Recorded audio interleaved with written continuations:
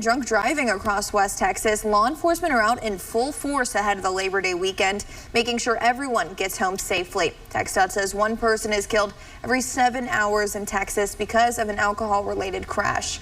Our Jesse Zaragoza spoke with the Odessa Police Department on what's being done and how to avoid more deaths.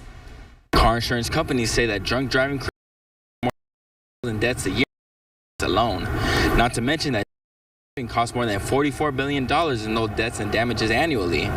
So what is law enforcement doing to bring these numbers down, especially with Labor Day about a week away? We want to get off the roadway before they injure themselves or others. It's something that we're used to every year. It's not just during the holiday weekends, but it's all the time. We're always on the lookout for drunk drivers. But it's not uncommon for us to see an increase in drunk driving, alcohol, and also alcohol-related incidents.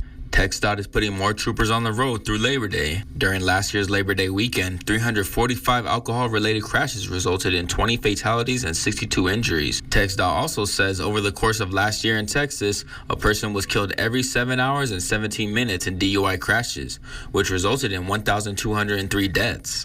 The greatest consequence facing drunk drivers are killing or seriously injuring themselves or others. Drivers arrested for DWI can also face up to $17,000 in fines and fees, jail time, and loss of their driver license. The time I've been here, I've seen way too many serious crashes involving alcohol-related incidents.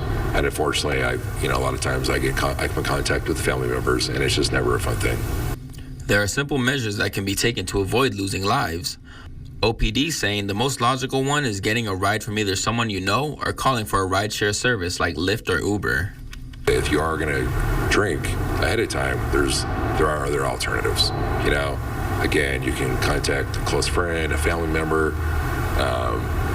call an Uber or Lyft. It's just not worth it. It's a lot cheaper to do that than it is to get arrested for DWI. With so many deaths occurring from drunk drivers every year, stopping it completely may be a stretch, but decreasing the numbers just by making the right decision can start the process.